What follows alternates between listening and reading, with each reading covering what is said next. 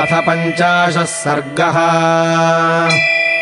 विशालान् कोसलान् रम्यान् यात्वा लक्ष्मणपूर्वजः अयोध्यामुन्मुखो धीमान् प्राञ्जलिर्वाक्यमब्रवीत्।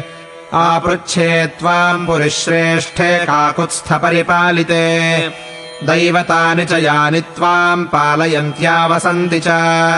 निवृत्तवनवासस्त्वामनृणो जगतीपतेः, पुनर्द्रक्ष्यामि मात्रा च पित्रा च सह सङ्गतः।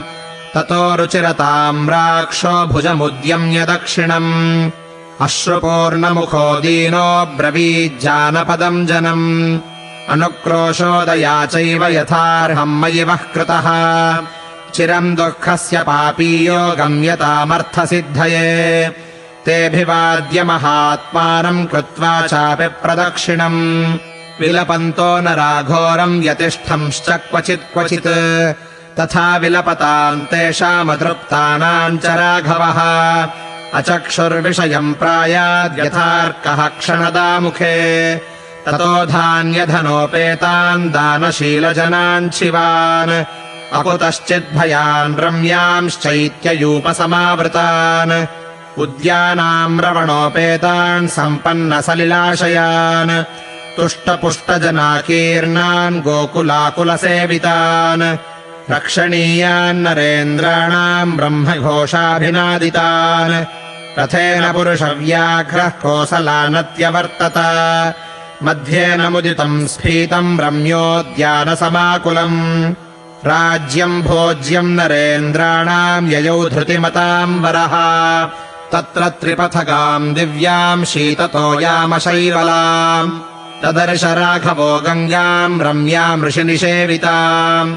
आश्रमैरविदूरस्थैः श्रीमद्भिः समलङ्कृताम्, कालेऽप्सरोभिर्हृष्टाभिः सेविताम् भोः हृदाम् शिवाम्। देवदानवगन्धर्वैः किन्नरैरुपशोभिताम्, नागगन्धर्वपत्नीभिः सेविताम् सतताम् शिवाम्। देवाक्रीडशताकीर्णाम् देवोद्यानयुताम् नदीम्, देवार्थमाकाशगताम् विख्याताम् देवपद्मिनीम्। जलाघाताट्टहासोग्राम् फेन निर्मलहासिनीम्, क्वचिद्वेणीकृतजलाम् क्वचिदावर्तशोभिताम्। क्वचित्स्तिमिरगम्भीराम् क्वचिद्वेगसमाकुलाम्, क्वचिद्गम्भीरनिर्घोषाम् क्वचिद्भैरवनिस्वनाम्। देवसङ्घाप्लुतजलाम् निर्मलोत्पलसङ्कुलाम्, क्वचिदाभोगपुलिनाम् क्वचिन्निर्मलवालुकाम्। हंससारससङ्घुष्टाम् चक्रवाकोपशोभिताम्, सदा मत्तैश्च विहगैरभिपन्नामनिन्दिताम्। क्वचित्तीररुहैर्वृक्षैर्मालाभिरिव शोभिताम्, क्वचित्फुल्लोत्पलच्छन्नाम् क्वचित्पद्मवनाकुलाम्। क्वचित्कुमुदखण्डैश्च कुड्मलैरुपशोभिताम्, नानापुष्परजोध्वस्ताम् समदामिव च क्वचित्। व्यपेतमलसङ्घाताम् मणिनिर्मलदर्शनाम्, दिशागजैर्वनगजैर्मत्तैश्च वरवारणैः, देवराजोपवाह्यैश्च सन्नादितवनान्तराम्। प्रमदामिव यत्नेन भूषिताम् भूषणोत्तमैः, फलपुष्पैः किसलयैर्वृताम् गुल्मैर्द्विजैस्तथा।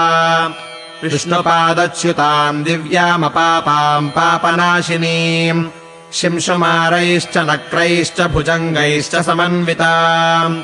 शङ्करस्य जटाजूटाद्भ्रष्टाम् सागरतेजसा, समुद्रमहिषीम् गङ्गाम् सारसक्रौञ्चनादिताम्। आससादमहाबाहुः शृङ्गवेरपुरम् प्रति, तामूर्मिकलिलावर्तामन्ववेक्ष्य महारथः। सुमन्त्रमब्रवीत् सूतमिहैवाद्यवसामहे, अविदूरादयम् नद्या बहुपुष्पप्रवालवान्। सुमहानिङ्गुदीवृक्षो वसामोऽत्रैव सारथे, प्रेक्षामि सरिताम् श्रेष्ठाम् सम्मान्य सलिलाम् शिवाम्। देवमानवगन्धर्वमृगपन्नगपक्षिणाम्, लक्ष्मणश्च सुमन्त्रश्च बाढमित्येव राघवम्। उक्त्वा तमिङ्गुदीवृक्षम् तदोपययतुर्हयैः, रामोऽभियाय तम् रम्यम् वृक्षमिक्ष्वाकुनन्दनः। रथादवतरद्तस्मात् सभार्यः सह लक्ष्मणः सुमन्त्रोऽप्यवतीर्याथ मोचयित्वा हयोत्तमान् वृक्षमूलगतम् राममुपतस्थे कृताञ्जलिः तत्र राजा गुहो नाम रामस्यात्मसमः सखा निषादजात्यो बलवान् स्थपतिश्चेति विश्रुतः सश्रुत्वा पुरुषव्याघ्रम् रामम् विषयमागतम् वृद्धैः परिवृतो मात्यैर्ज्ञातिभिश्चाप्युपागतः ततो निषादाधिपतिम् दृष्ट्वा दूरादुपस्थितम् सह सौमित्रिणा रामः समागच्छद्गुहेन सह तमार्तः सम्परिष्वज्य गुहो राघवमब्रवीत् यथायोध्या तथेदम् ते राम किङ्करवाणि ते ईदृशम् हि महाबाहो कः प्राप्स्यत्यतिथिम् प्रियम् ततो गुणवदन्नाद्यमुपादाय पृथग्विधम् अर्घ्यम् चोपानयच्छीघ्रम् वाक्यम् चेदमुवाचः स्वागतम् ते महाबाहो तवेयमखिलामही वयम् प्रेष्या भवान् भर्ता साधुराज्यम् प्रसाधिनः भक्ष्यम् भोज्यम् च पेयम् च लेह्यम् चैतदुपस्थितम् शयनानि च मुख्यानि वाजिनाम् खादनम् च ते गुहमेवम् ब्रुवाणम् तु राघवः प्रत्युवाचः अर्चिताश्चैव हृष्टाश्च भवता सर्वदा वयम् पद्भ्यामभिगमाच्चैव स्नेहसन्दर्शनेन च भुजाभ्याम् साधुवृत्ताभ्याम् पीडयन् वाक्यमब्रवीत् दिष्ट्या त्वाम् गुह पश्यामि ह्यरोगम् सह बान्धवैः अपि ते कुशलम् राष्ट्रे मित्रेषु च वनेषु च यद्विदम् भवता किञ्चित् प्रीत्या समुपकल्पितम् सर्वम् तदनुजानामि न हि वर्ते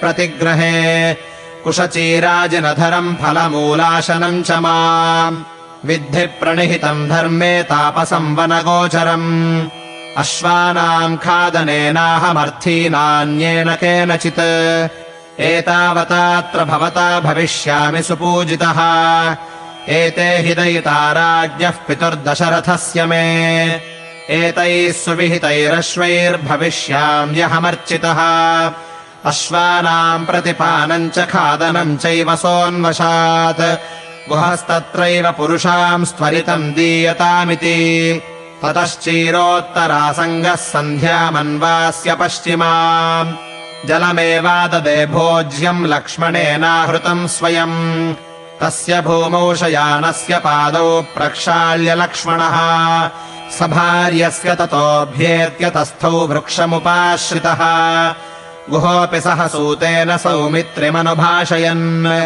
अन्वजाग्रत्ततो राममप्रमत्तो धनुर्धरः तथा शयानस्य ततो यशस्विनो मनस्विनो दाशरथेर्महात्मनः अदृष्टदुःखस्य सुखोजितस्य सा तदा व्यतीता सुचिरेण शर्वरी इत्यार्षे श्रीमद् रामायणे वाल्मीकीये आदिकाव्ये अयोध्याकाण्डे 50 सर्गः।